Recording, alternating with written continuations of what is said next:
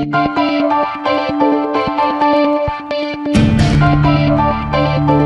welcome to A Spirited Debate. I'm Lauren Green. Well, you can't fire your spouse if they're not meeting your expectations, but maybe you should give them a performance review.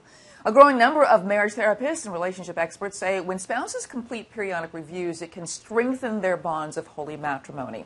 Here with more is Wendy Patrick. She's an attorney and an ordained minister. Welcome. Thank you. So if you can do the divorce and you can do the Mary and therapy. Barry, I can do both, right. And therapy in the middle. Well, you know, experts were saying that typically couples just wait too long to get therapy or to get help. Yes. So how does a performance review work? Well, unlike in the workforce, you don't approach one with a worry that you're going to be fired, as you say. And that is what makes people so anxious is when you use that terminology in a marriage, it doesn't mean the same thing, right? There's different rules in the boardroom than there are in the bedroom. But communication is key in both areas. So this is the way many couples have found that it works. You really approach it with an eye towards how can we improve something that's already really good, right? You look at it as we can even be better than we are.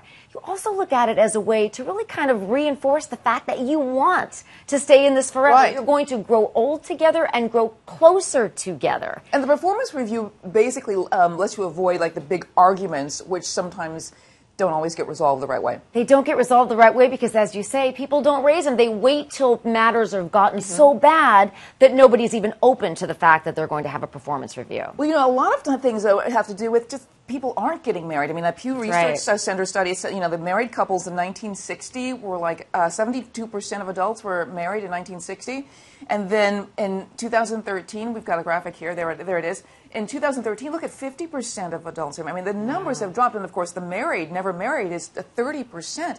People are just kind of, I don't know, I don't want to say gun shy because, you know, I guess that's the only way to put it. Gun They shy. look more as marriage being a contract. It's not a contract. It's a covenant. Yes. Contracts can be broken, or if somebody can be sued for breach. Yeah. When you look at a marriage in those terms, it doesn't appeal to most people. Whereas if you really look at it as a lifelong commitment where suing for breach is not an option, it really makes more sense to have periodic reviews, if you want to call them that, to make sure that you're moving forward together as a unit, really with an eye towards till death do you part. Now, can you do this just between the couple, or do you need a third party? Do you need a therapist to do this sort of performance review? It's a great question because I know therapists that are married to each other that say even they bring in a third. How do you like that? 3 psychologists sitting in a circle talking about a marriage.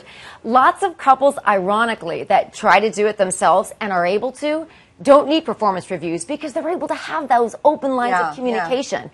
But anytime there is strife of any kind in a marriage, no matter how long the couple's been married, it's always refreshing to have a third party there. It just sort of decreases the tension in having an objective third party neutral, as they call them. Yeah, now not get nasty. Just that's right, to make sure things don't get nasty and really keep them on the same page. Well, thank you so much, Wendy Patrick. Thank you very much. Thank you for having me.